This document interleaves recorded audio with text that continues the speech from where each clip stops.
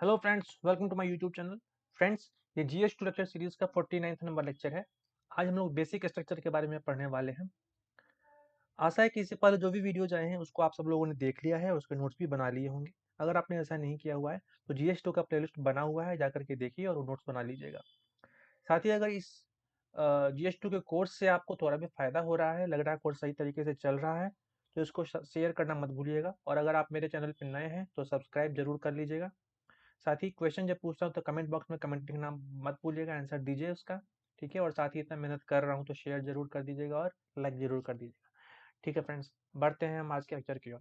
Friends देखिए, basic structure जो है आप लोगों ने पढ़ा होगा पॉलिटी में, बहुत ही इंपॉर्टेंट टॉपिक है। ठीक है, देखिए सबसे पहले जानते हैं कि जो कॉन्सेप्ट है बेसिक स्ट्रक्चर का, ये आया था, लैंडमार्क जजमेंट था एक, Keshavananda Bharati versus state of Kerala case था ये। ठीक है, इस केस में 1973 में ये केस आया था। ठीक है, Keshavananda Bharati versus state of Kerala case. ठीक है, अब इसमें क्या कहा गया कि बेसिक स्ट्रक्चर जो है, मतलब भारत का जो कॉन्स्टिट्यूशन का जो बेसिक स्ट्रक्चर है उसके साथ छेड़छाड़ नहीं होना चाहिए। ठीक है, मूल बात ये कही गई।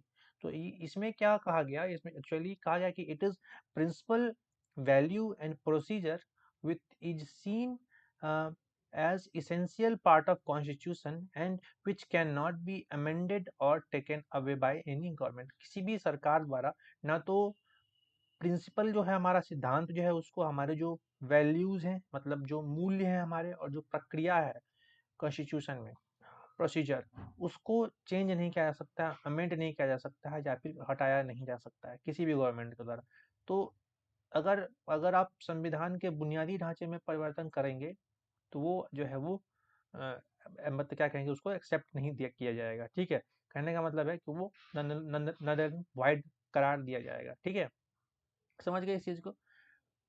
वीडियो को पॉज करके नोट जरूर बनाते चलिएगा। ठीक है, क्योंकि जब ये लेक्चर खत्म हो जाएगा उसके बाद आपको वही उसी को पढ़ना है बार बार। ठीक है, चलिए आगे बढ़ते हैं। देखिए, तो doctrine of basic structure says that, doctrine of basic structure क्या कहता है, the parliament unlimited power to amend the constitution is subject to only one restriction, that is, it should not dilute or violate the basic structure of the constitution। मतलब ये हुआ कि parliament का जो unlimited power है जिसके through वो constitution को अमेंड कर सकता है, ठीक है, उसमें एक ही रिस्ट्रिक्शन है, एक ही केस में वो अमेंड नहीं कर सकता है, कि यदि वो बेसिक स्ट्रक्चर का सिद्धांत को वायलेट करेगा तो वो चीज़ वहाँ पे मान्य नहीं होगा, उसको जो है वो माना नहीं जाएगा, नल एंड वॉइड करार दिया जाएगा। वो इस चीज़ के लिए रिस्ट्रिक्टेड किया जाता है। ठीक है, कि मतलब बेसिक स्ट्रक्चर के साथ छेड़छाड़ नहीं होना चाहिए। समझ गए। अब बेसिक स्ट्रक्चर क्या होगा ये जुडिशरी तय करेगा। ठीक है, चलिए आगे बढ़ते हैं। इसके साथ ही इसमें कहते हैं कि और the effect of the amendments should not be abrogating or disturbing in nature towards the basic structure। देखिए कहता है कि जो भी अमेंडमेंट का जो इफेक्ट है वो बेसिक स्ट्रक्चर को ना तो नीचा दिखाए, एब्रोगेट या तो प्रतिसात्मक रूप से, मतलब उसको रोकने की बात जहाँ तक है, प्रतिषेध अगर उसका है या किसी तरीके से उसके नेचर को डिस्टर्ब करता है, तो ऐसा नहीं होना चाहिए। उसका इफेक्ट भी जो है, अमेंडमेंट का इफेक्ट भी जो है, बेसिक स्ट्रक्चर को किसी भी तरीके से हानि नहीं पहुंचाना चाहिए। ना तो उसको प्रतिषेध करना चाहिए, ना तो उसको डिस्टर्ब करना चाहिए, उसके नेचर को डिस्टर्ब ना तो उसके नेचर को डिस्टर्ब करना चाहिए। समझ में आया इस चीज को। चलें आगे, चलिए आगे बढ़ते हैं। देखिए, कुछ केसेस आए थे जो इंपॉर्टेंट है बेसिक स्ट्रक्चर के मामले में। अगर बात करें तो चार केसेस का नाम आता है। सबसे पहला केस था शंकरी प्रसाद केस, जो 1951 का केस है। उसके बाद में आया गोलकनाथ केस, 1967 का केस है। फिर केशवानंद भारती केस, 1973 का केस है। उसके बाद आया मिनर्वा मिल्स केस, ये आया 1980 में। तो आप ना इसका जो है ये याद कर लीजिएगा।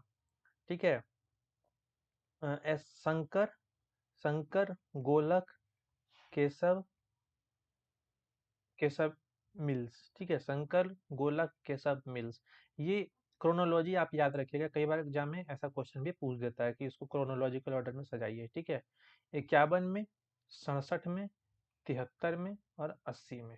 ठीक है, चलिए बढ़े आगे। चलिए कुछ कॉन्स्टिट्यूशनल फैक्ट्स को देखते हैं।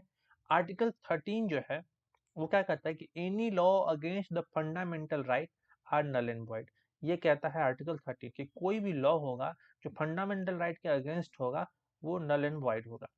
वहीं आर्टिकल 368 कहता है कि parliament has power to amend the constitution, मतलब पार्लियामेंट के पास पावर है कि वो कॉन्स्टिट्यूशन का अमेंडमेंट कर सकता है, ठीक है, परिवर्तन कर सकता है कॉन्स्टिट्यूशन में। अब देखिए अब क्या होता है कि प्रथम जो अमेंडमेंट हुआ था, फर्स्ट अमेंडमेंट जो किया गया गवर्नमेंट के द्वारा, तो उसमें इन्होंने क्या किया, 31A, 31B और 9th शेड्यूल को इंसर्ट किया, ठीक है, जिसमें 9th शेड्यूल जो था वो जमींदारी जो था ना, जमींदारी और लैंड रिफॉर्म जो था, लैंड रिफॉर्म और एबोलिशन ऑफ जमींदारी, उससे रिलेटेड था, ठीक है, 9th शेड्यूल इसको इंसर्टेड किया।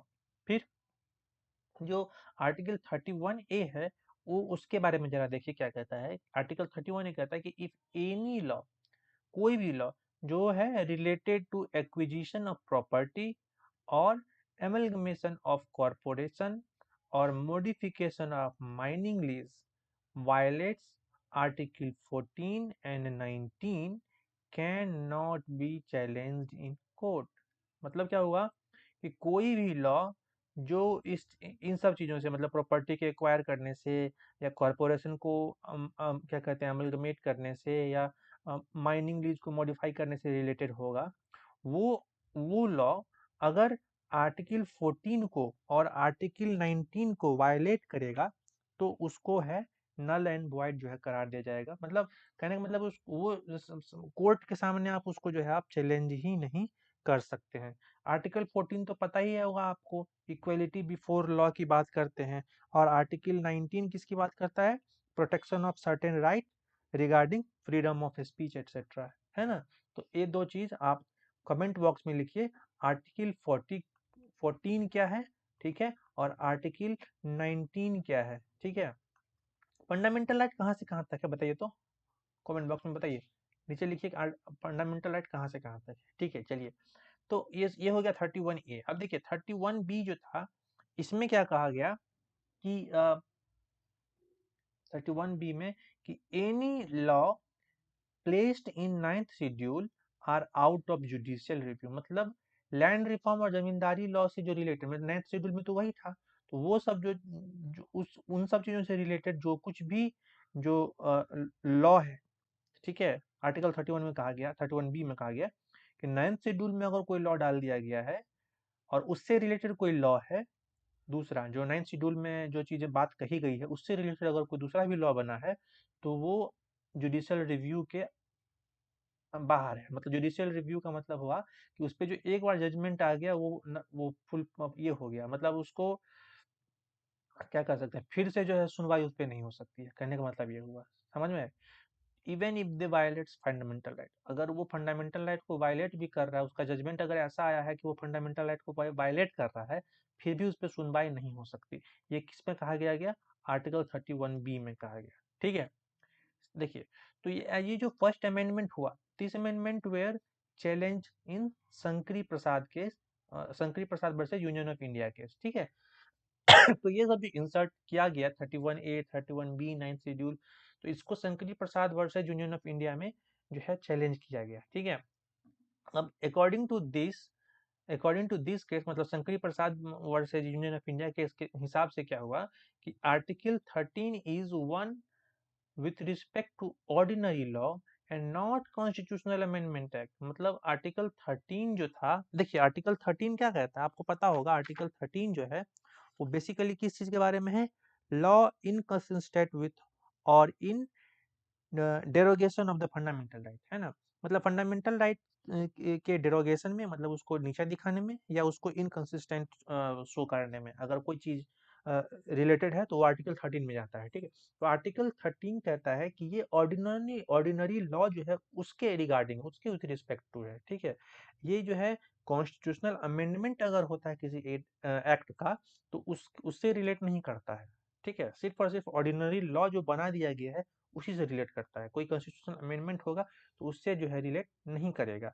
सो and if any law affect fundamental right that law is null and void. इसीलिए कहा गया शंकरी प्रसाद केस में कि कोई भी लॉ जो होगा, कोई भी लॉ जो होगा, अगर वो फंडामेंटल राइट को मतलब वायलेट करता है, फंडामेंटल राइट को अफेक्ट करता है, तो वो क्या होगा, नल एंड वॉइड होगा। समझ में आ रही है? मतलब देखिए कि पिछला जो 31B कहा गया, वो क्या कि अगर फंडामेंटल राइट वायलेट भी हो जाता है और वो 9th शेड्यूल का है, तो जुडिशियल रिव्यू के बाहर है। लेकिन 13 में, इसमें शंकरी प्रसाद केस में क्या कहा गया कि आर्टिकल 13 में जो कुछ भी कहा गया है, ठीक है, वो ऑर्डिनरी लॉ के रिगार्डिंग है, ना कि कॉन्स्टिट्यूशनल अमेंडमेंट के रिगार्डिंग। ठीक है, इसलिए कोई भी लॉ जो फंडामेंटल लॉ को अफेक्ट करता है, वो जो लॉ होगा वो नल एंड वॉइड करार दिया जाएगा। ठीक है, बढ़े आगे, चलिए अगला देखते हैं। सो इसमें सुप्रीम कोर्ट ने और एक चीज कही, supreme court also ओपाइंड that the power of the parliament to amend the constitution under article 368 also includes the power to amend fundamental right।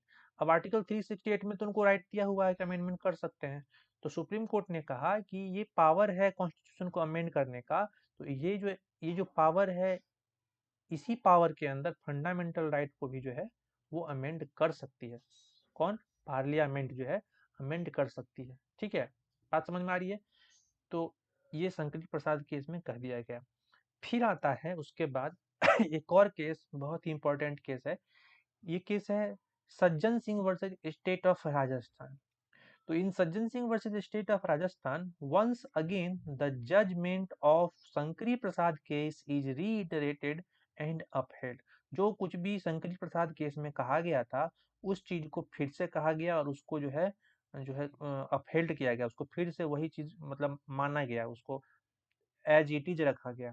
ठीक है, किस केस में? सज्जन Singh versus state of Rajasthan. मतलब ये हुआ कि शंकरी प्रसाद केस में जो उन्होंने कहा था कि आर्टिकल 368 से आप कॉन्स्टिट्यूशनल अमेंडमेंट कर सकते हैं, और क्योंकि वो कॉन्स्टिट्यूशन को अमेंड करने के लिए है। ठीक है, तो वो अमेंडमेंट का जो राइट होगा वो फंडामेंटल राइट को भी अमेंड कर सकता है। ठीक है, समझ गए? तो जो कुछ भी क्या कहते हैं शंकरी प्रसाद केस में कहा गया था, वो चीजें सज्जन सिंह केस में जो है अपहेल्ड की कर करके रखी गई। ठीक है, चलिए फिर आता है, then government brought out 17th amendment which added more provision in article 31A and 9th schedule।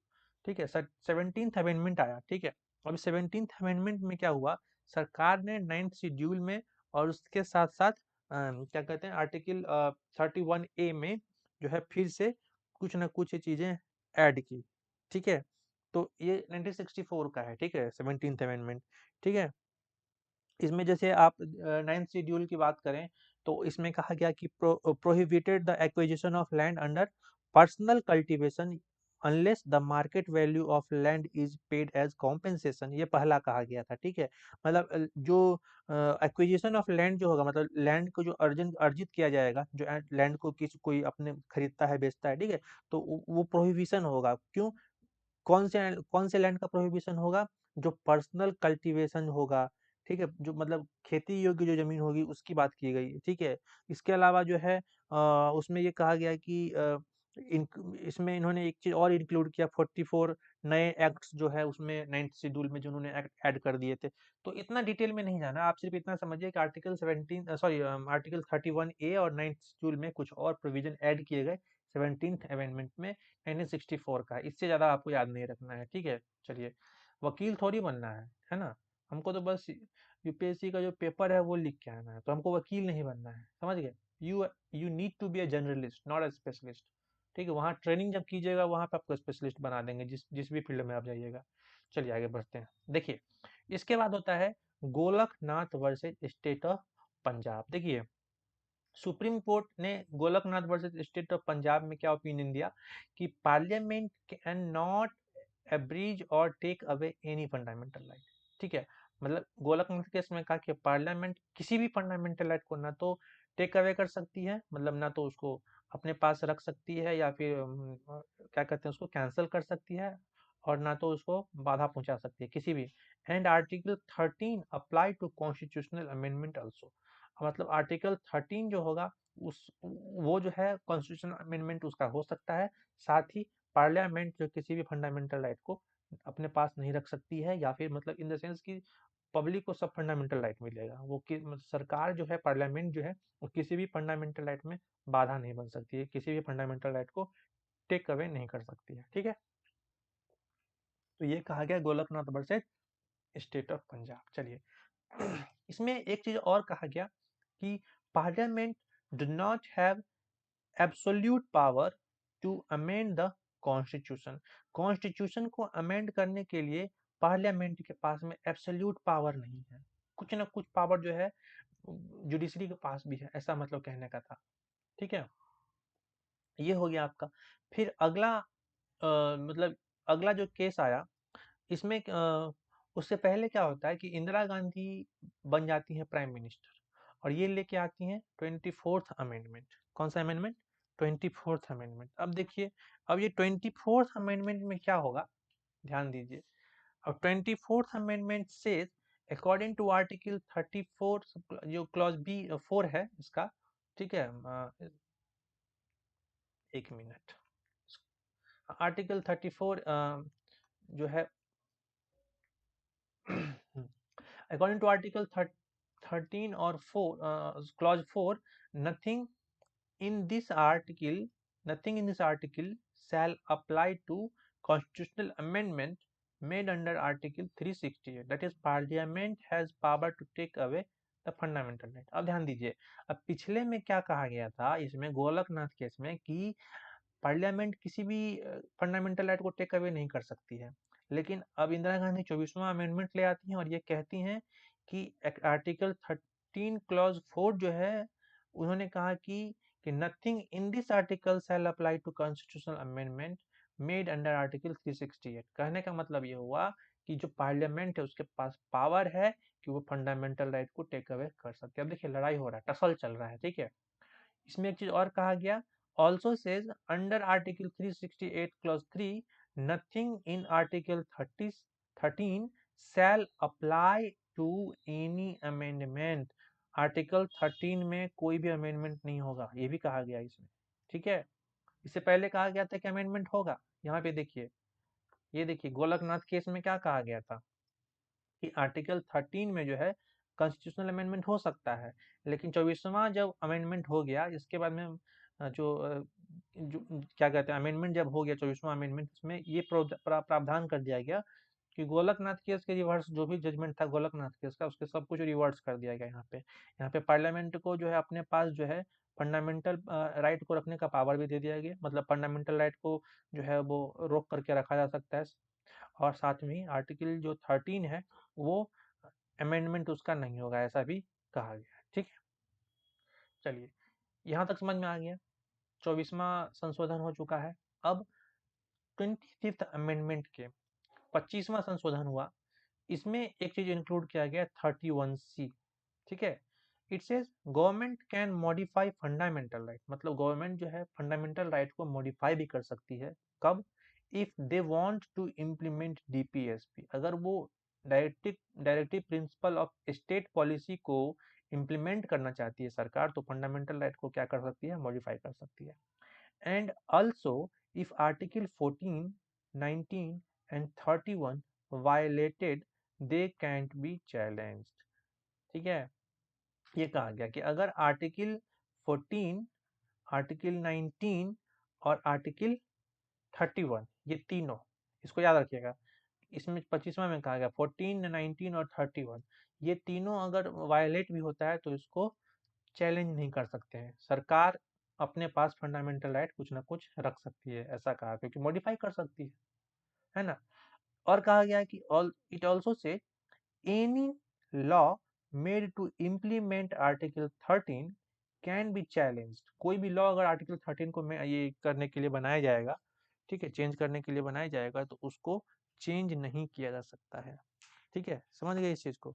चलिए आगे बढ़ते हैं। आर्टिकल 13 में क्या था, मैंने आपको बताया था, लॉ इनकंसिस्टेंट विथ और in derogation of fundamental right. Fundamental right को डिग्रेड करने वाला या इनकंसिस्टेंट दिखाने वाला कोई भी लॉ जो होगा उसको चैलेंज नहीं किया जा सकता है। ठीक है, and out of judicial review, इसमें जुडिशियल रिव्यू भी नहीं लिया जा सकता, मतलब अगर कोई फैसला आ चुका है तो उस पर जो है जुडिशरी फिर से रिव्यू नहीं कर सकती। ठीक है, दोबारा केस उस पर नहीं चलेगा। ये सब कुछ देख रहे हैं, सेंट्रलाइज हो रहा है पावर। इंदिरा गांधी जी के हाथ में पावर को सेंट्रलाइज कर किया जा रहा है यहाँ पे। तो यहाँ देखिए ना कैसे कैसे होगा अभी आगे, बड़ा इंटरेस्टिंग कहानी है। अब इसके बाद जो है आ गया Kesavananda Bharati. Kesavananda Bharati versus state of Kerala का जो केस है 1973 का, ये लैंडमार्क जजमेंट था। मतलब ये था कि इतना बड़ा बेंच तो इससे पहले कोई बैठा नहीं था, 13 जज थे बेंच में, ठीक है। और ये डिसीजन जो आया था 7-6 से आया था, यानी कि 7 लोग पक्ष में थे और 6 लोग विपक्ष में थे, एकदम टसल था। और इसने अपहेल्ड किया कि the power of parliament to amend the constitution under article 31C, but the power of no judicial review of 31C was struck down। क्या हुआ इसमें, ये कहा गया कि कॉन्स्टिट्यूशन को अमेंड करने का जो पावर है पार्लियामेंट का 31C के अंदर, वो बरकरार रखा, लेकिन एक जो उन्होंने कहा था कि जुडिशियल रिव्यू नहीं होगा, उसको उन्होंने क्या किया, स्टक डाउन कर दिया, ठीक है, उसको हटा दिया। समझ गए?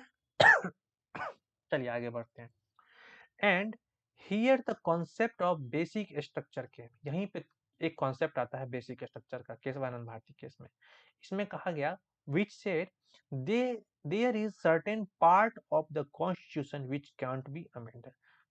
कॉन्स्टिट्यूशन में कुछ पार्ट है जिसको आप अमेंड नहीं कर सकते, जिसको आप बदल नहीं कर सकते, जिसमें आप किसी भी तरीके का बदलाव जो है नहीं ला सकते हैं। समझ गए?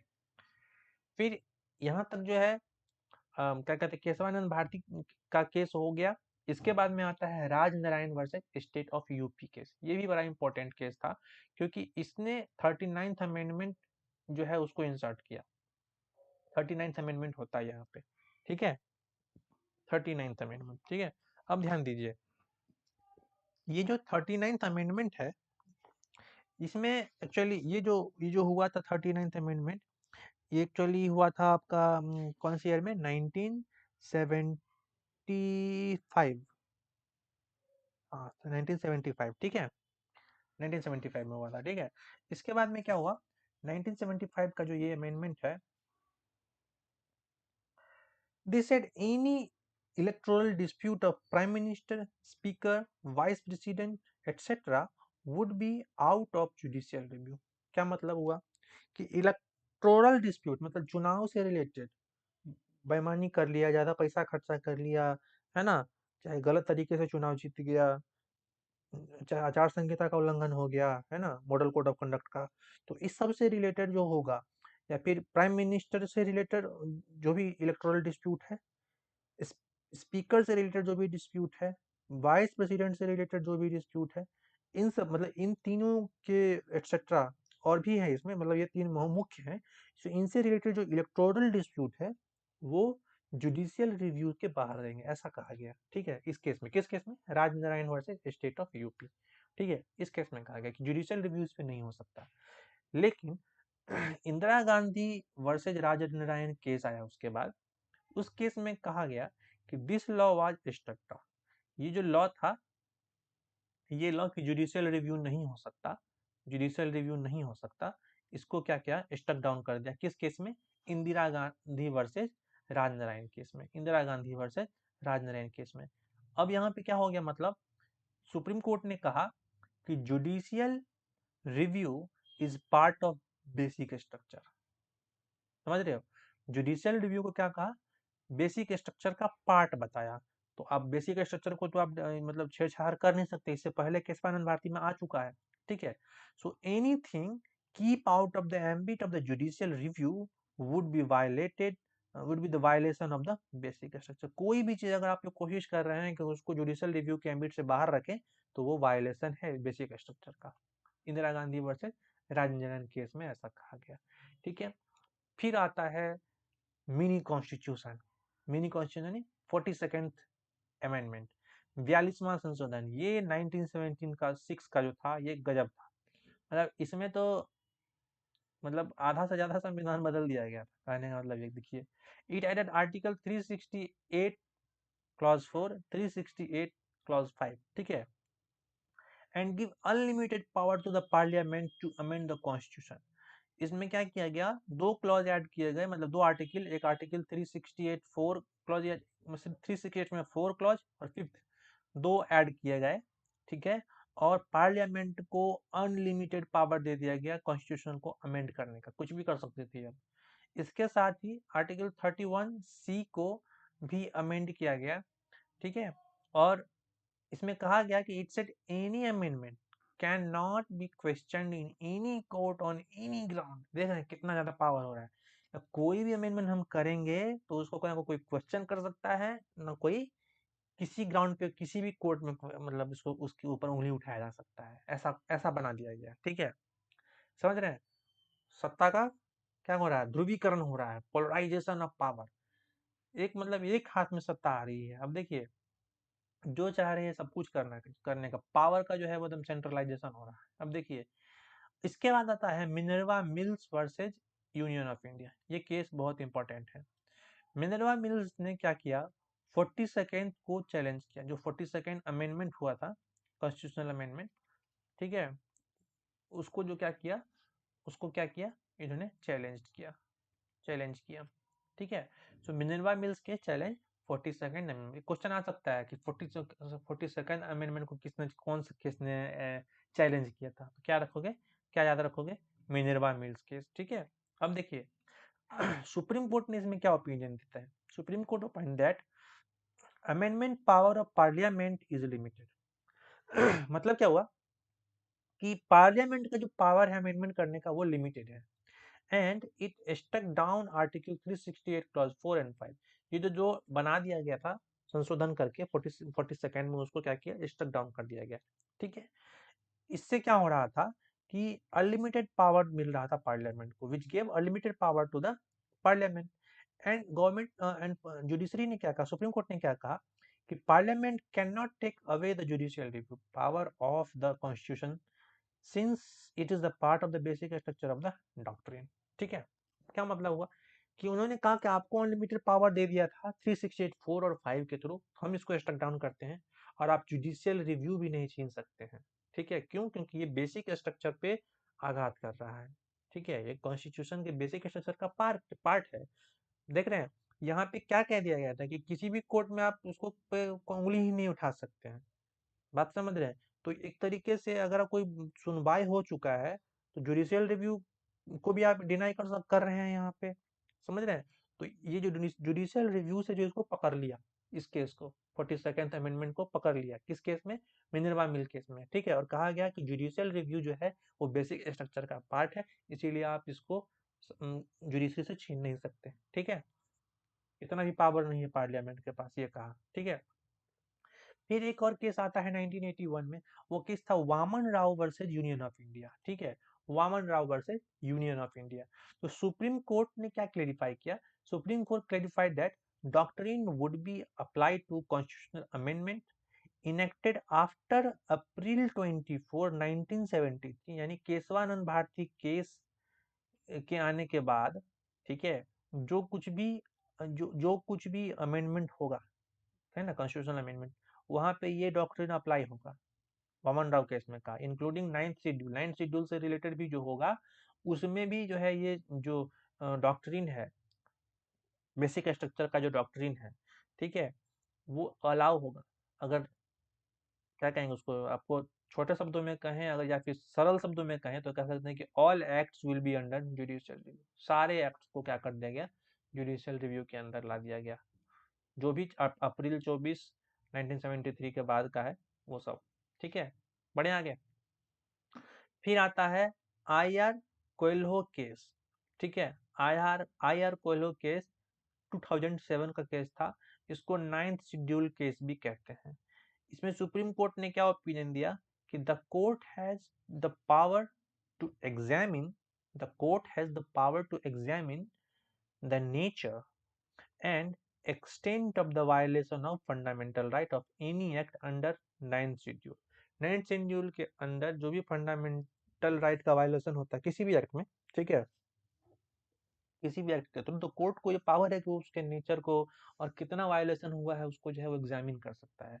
If they are affecting the basic structure they will be under judicial review. अगर बेसिक स्ट्रक्चर को ये कर रहे हैं, अफेक्ट कर रहे हैं, तो वो जुडिशियल रिव्यू के अंदर आएगा, and court can declare then null and void. ये किस केस में कहा गया, आई आर कोयल्हो केस, ठीक है।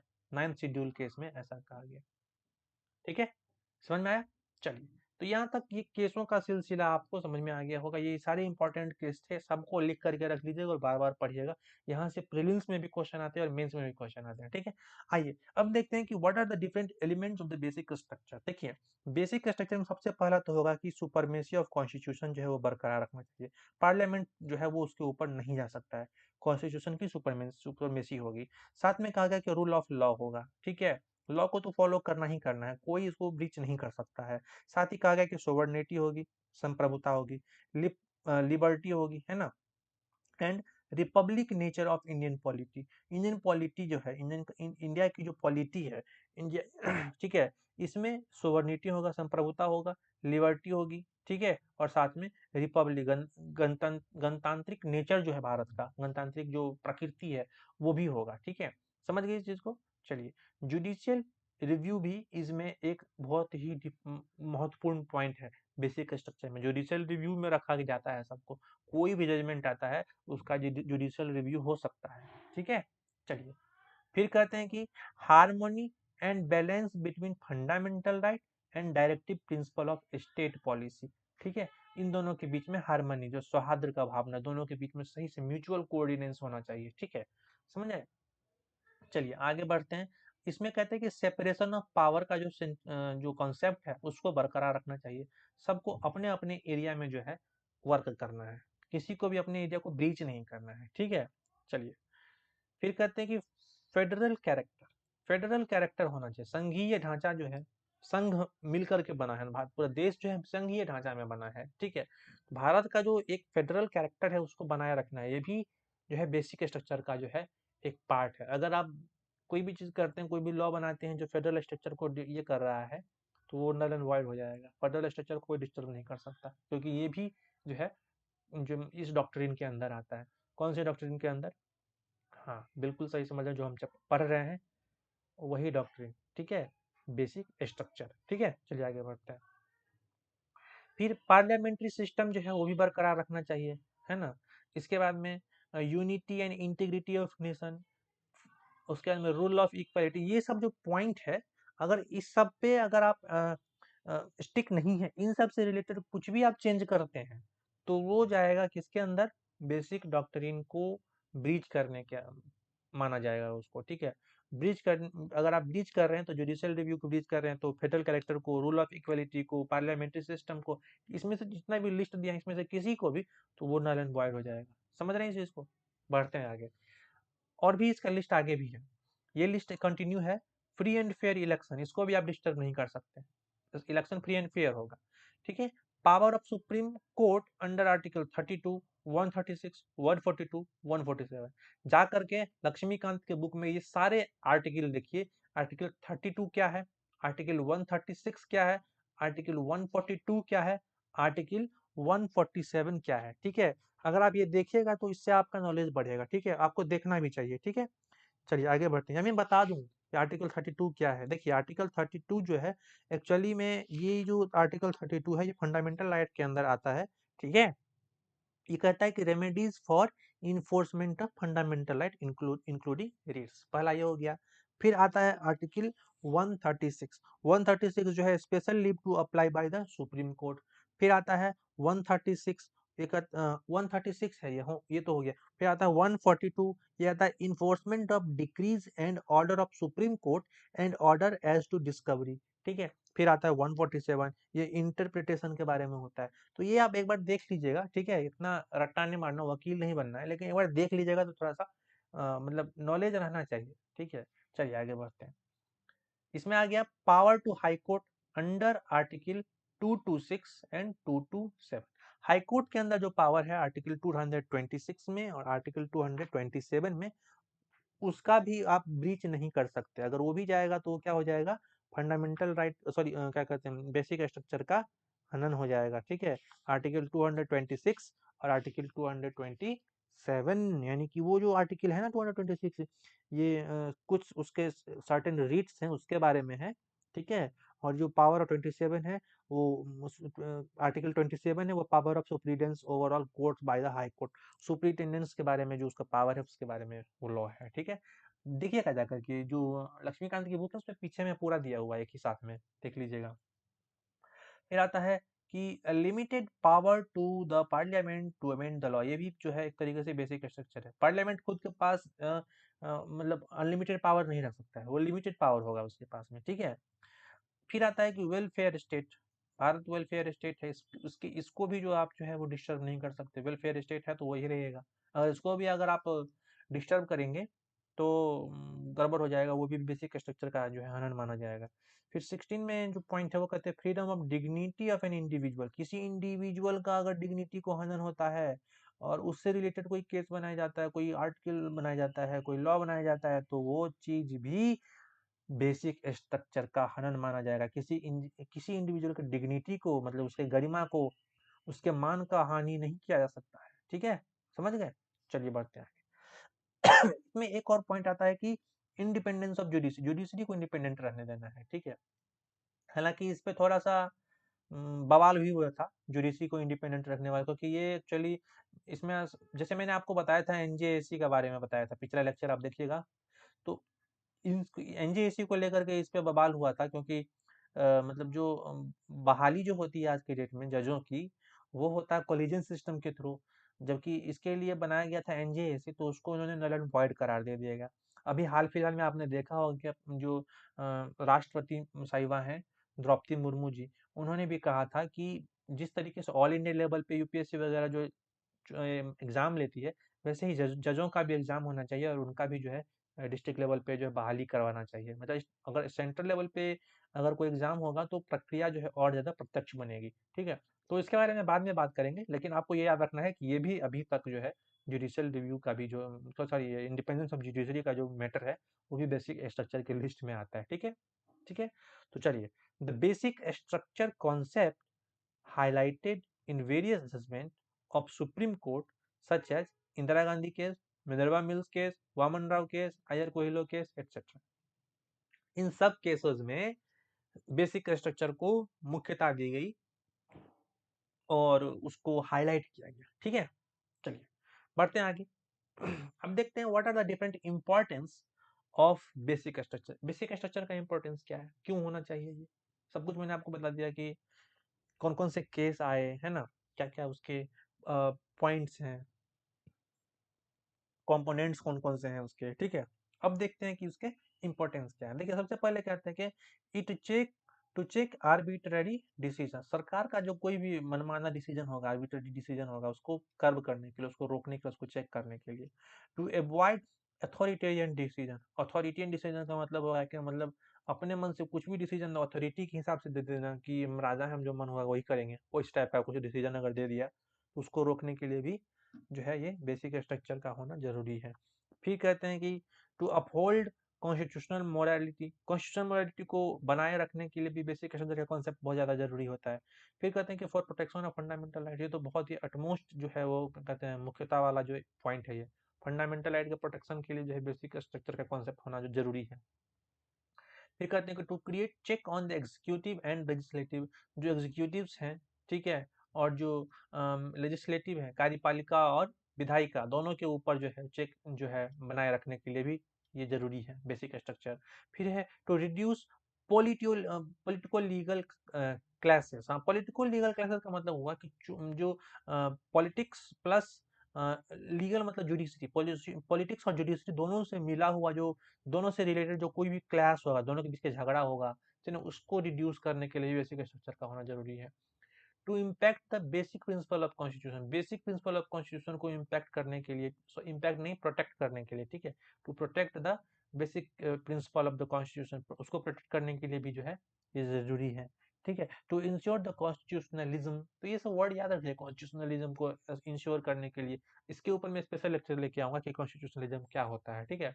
तो उसके लिए भी जो है एक इस तरीके का जो बेसिक स्ट्रक्चर का जो कॉन्सेप्ट है वो होना जरूरी है, समझ गए। अब देखते हैं कि what are the different issues with basic structure, ये इश्यूज हैं, ठीक है। इस चीज को समझिएगा, मैं इसको थोड़ा सा चेंज कर देता हूँ, ये कंटिन्यू में नहीं है, आप यहाँ पे लिख लीजिएगा, दैट इज इश्यूज, ठीक है। चलिए, हम्म तो इश्यूज जो हैं वो इसके साथ में पहला देखा जाए अगर इसमें इश्यूज में, तो पहला है कि it created an artificial division in constitution in form of essential parts and non essential part. देखो क्या कहते हैं कि इन्होंने आर्टिफिशियल डिवीजन बना दिया कॉन्स्टिट्यूशन में, कुछ इसेंशियल पार्ट का और कुछ नॉन इसेंशियल पार्ट का। लोग ऐसा समझने लगे हैं कि मतलब ऐसा वास्तविकता में ऐसा है नहीं, लेकिन आर्टिफिशियली लोग ऐसा मानने लगे हैं कि ये इसेंशियल है, ये नॉन इसेंशियल है। ठीक है, मतलब कॉन्स्टिट्यूशन में कुछ कुछ कुछ लॉ को बना दिया कि बहुत जरूरी है और कुछ लॉ को बना दिया कि जरूरी नहीं है। ऐसा एक एक तरीके का आर्टिफिशियल जो है डिवीजन क्रिएट कर दिया है। ठीक है, ये भी एक इशू माना जा रहा है। एक इशू है कि it gives excessive power to judiciary without any accountability. Judiciary के पावर में एक्स्ट्रा पावर दे दिया गया है। एट द एंड में बेसिक जो स्ट्रक्चर है वो डिसाइड कौन करेगा? वो डिसाइड कौन करेगा? जुडिशरी डिसाइड करेगी, सीधी सी बात है। तो जुडिशरी अगर डिसाइड करेगी तो उसके अकाउंटेबिलिटी भी उसको नहीं फिक्स करना है और वो उसके पास एक्सेसिव पावर हो जाता है। ठीक है, समझ गए इस चीज को? चलिए, not clearly defined any and presence of various ambiguity and vagueness. जो लॉ बनाया जाता है वो उसको क्लियरली डिफाइन नहीं किया जाता है, उसमें वेग वर्ड होता है, उसकी एम्बिगुइटी होती है। सब के बारे में पहले भी चर्चा कर चुके हैं जब हम इन सब से रिलेटेड लेक्चर ले रहे थे, जुडिशरी एंड ऑल से रिलेटेड, तो वहाँ पे हमने अच्छे से देखा था। ठीक है, तो वही चीज़ कहा गया है कि डिफाइन सही से नहीं किया गया है, उसके लैंग्वेज जो है सही नहीं है, वेगनेस दिखाया गया, एम्बिगुइटी दिखाई गई है उसमें। ठीक है, फिर कहते हैं कि बेसिक स्ट्रक्चर जो है वो बेस ऑन है, बेस किसके ऊपर है? जुडिशियल सब्जेक्टिविटी के है। जुडिशियल सब्जेक्टिविटी का मतलब होता है कि जुडिशरी के अंदर कोई भी केस अगर आता है ना, तो वो सब्जेक्टिविटी को रिलेट रहता है। मतलब कौन से केस में कैसा, किस चीज को प्रमुखता दी जाएगी, वो उस पॉइंट ऑफ टाइम पे डिसाइड होता है। ठीक है, सब्जेक्टिव है, मतलब कोई पर्टिकुलर आंसर नहीं है उसका। सब्जेक्टिव का मतलब ही यही होता है कि उसके बहुत तेरे आंसर हैं, तरह तरह की चीजें हो सकती है। तो जुडिशियल सब्जेक्टिविटी जो है वो डिफरेंट डिफरेंट चीजों के को फोकस करके मतलब बनाया जाता है, एक तरीके से आप ऐसा समझ लीजिए। ठीक है, मान लीजिए कोई केस है, वहां पे ये देखा जाएगा कि उस पॉइंट ऑफ टाइम पे क्या हुआ था, और उसी चीज को जो है अगले किसी केस में हो सकता है कि थोड़ा कम इंपॉर्टेंस दिया जाए। समझ गए? जिस जिस बेस पे उस केस का जो है फाइनल रिजल्ट आ गया, हो सकता है कि दूसरे किसी केस में उस फाइनल रिजल्ट वाले जो मेन कॉज था उसको उतना कंसीडर ना किया जाए। तो ये जुडिशियल सब्जेक्टिविटी जो है वो भी जो है जुडिशियल बेसिक स्ट्रक्चर का से रिलेट करता है, मतलब उसके ऊपर ही ये बेस है। ठीक है, फिर कहते हैं कि against separation of power. Separation of power के अगेंस्ट है, क्यों? क्योंकि अंत में तो पावर किसके हाथ में आ जाता है? जुडिशरी के हाथ में आ जाता है। तो आप कुछ काम जो है पार्लियामेंट का जो है वो आप क्या कर रहे हैं, थोड़ा हैम्पर कर रहे हैं, ये भी कहना जाए। फिर जुडिशियल इनोवेशन जो है वो कम हो जाती है। ठीक है, जुडिशियल इनोवेशन कम क्यों हो जाती है? क्योंकि आप देखिए कि एट द एंड जो है आप जुडिशरी को पावर दे रहे हैं, और जुडिशरी कैसे खुद को जो है वो लेके आ रही है अपने इस सिस्टम में, वहां पे भी गड़बड़ियां देखी गई है। मैंने पहले बात की थी, नेपोटिज्म वगैरह की बात की गई थी। तो इनोवेशन सही से नहीं हो पा रहा है। साथ ही जो चीज बेसिक स्ट्रक्चर को ध्यान में रख करके किया जाना चाहिए, वो पर्सनल गेन के लिए भी किया जाने लगता है कई बार। तो उसको भी आप ध्यान में रखिएगा। तो बस ये चीज रखिएगा कि जुडिशियल इनोवेशन को भी जो है ये हार्म करता है। ठीक है, ये भी एक इशू है। अगला इशू है कि it hinders dynamism with present change. जो प्रेजेंट में जो चेंज हो रहा है समाज में, जो ऐसा सोसाइटी में जो चेंज हो रहा है, उसको भी, उस डायनामिक डायनामिक चीजों को भी बाधा पहुंचा रही है। ठीक है, मतलब उस चेंज के ऊपर भी बाधा। जैसे अभी आप हाल फिलहाल में देख लीजिए कि जैसे मान लीजिए मैं जैसे फॉर एग्जांपल बता रहा हूँ, लिव इन रिलेशनशिप की बात हो रही थी।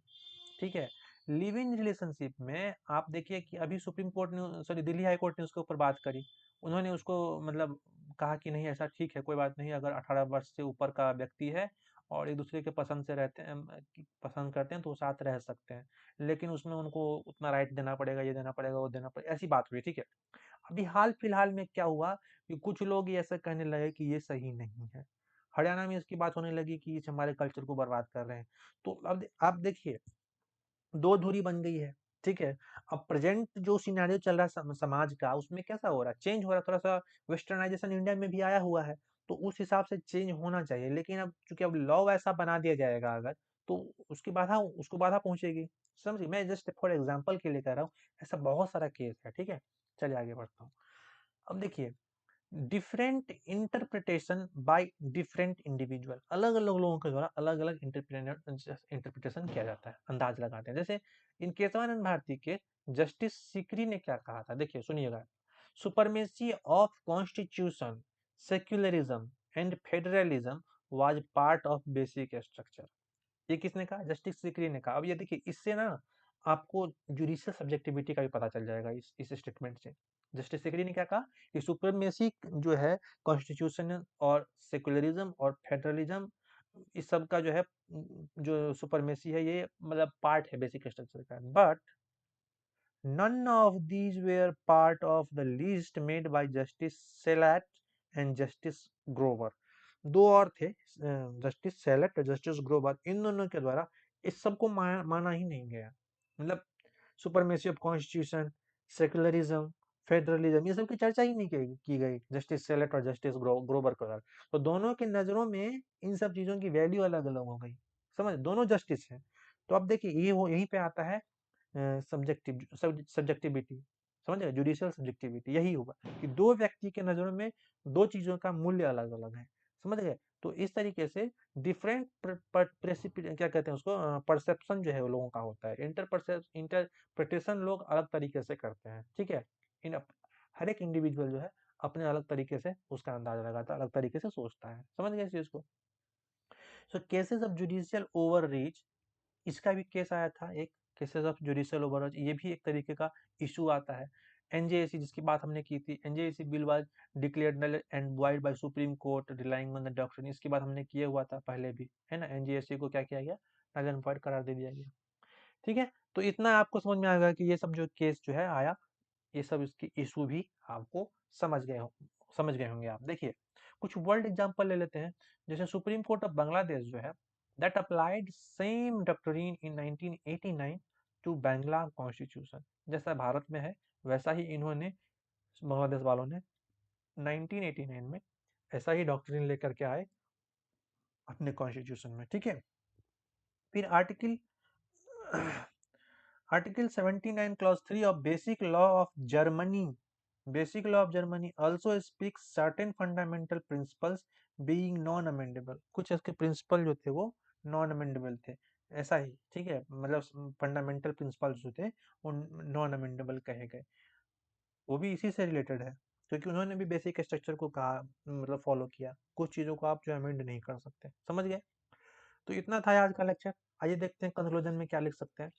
The basic structure of doctrine seeks to achieve a fine balance between majoritarian democracy,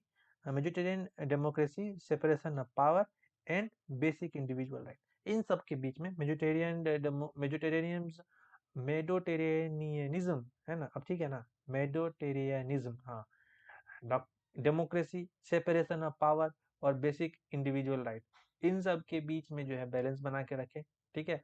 इस सब को जो है हमें ध्यान देना चाहिए, डॉक्टर जो है इसका यही मेन फंक्शन होना चाहिए।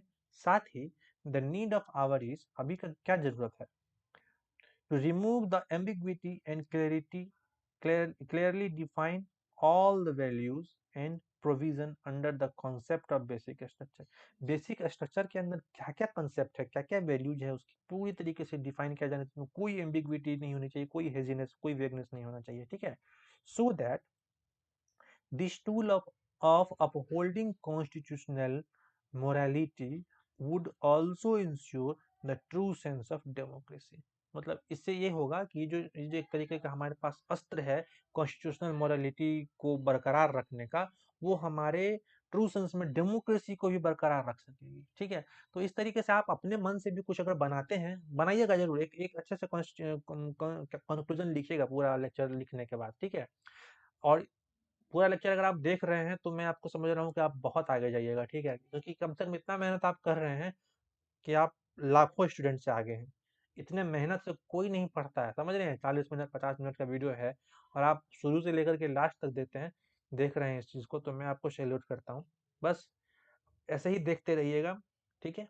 अगर आपने ये पूरा वीडियो देख लिया है, आपको ये वीडियो अच्छा लग रहा है, तो क्या करना है, like share comment and subscribe करना है। जो नए हैं प्लीज़ सब्सक्राइब कर लीजिए, क्योंकि मेरा मोटिवेशन यहीं से बढ़ेगा। मैं कुछ नहीं मांग रहा और आप लोगों से, बस एक बटन दबाना है फ्री में। रिचार्ज आपने पहले ही करा लिया था, ठीक है, मुझे पता है ना। चलिए, स्पेशली मेरे लिए रिचार्ज कराए होगे ना, तब तो आप सब्सक्राइब बिना बताए भी कर दोगे, है ना। साथ ही चलिए, इसके साथ ही मैं एक चीज़ और बता दूं, इसको स्कैन करके आप टेलीग्राम ग्रुप पे भी पहुंच सकते हैं, और डिस्क्रिप्शन बॉक्स में मैं टेलीग्राम ग्रुप का भी लिंक दे दूंगा। और एक नई बात है कि मैंने एक फेसबुक का पेज भी बना दिया है, कि फेसबुक से भी आप यहाँ मेरे साथ कनेक्ट रह सकते हैं। फ्यूचर कोई नहीं जानता है कि टेलीग्राम ग्रुप गड़बड़ हो गया, यूट्यूब चैनल गड़बड़ हो गया कभी, तो फेसबुक से काम कर लेंगे, ठीक है। तो इसीलिए फेसबुक पे भी जुड़ जाइएगा। बस, तो आज के लेक्चर में इतना ही। अगले लेक्चर में मिलते हैं। तब तक पढ़ते रहिए, बढ़ते रहिए। All the very best for the future. Tata, bye, take care.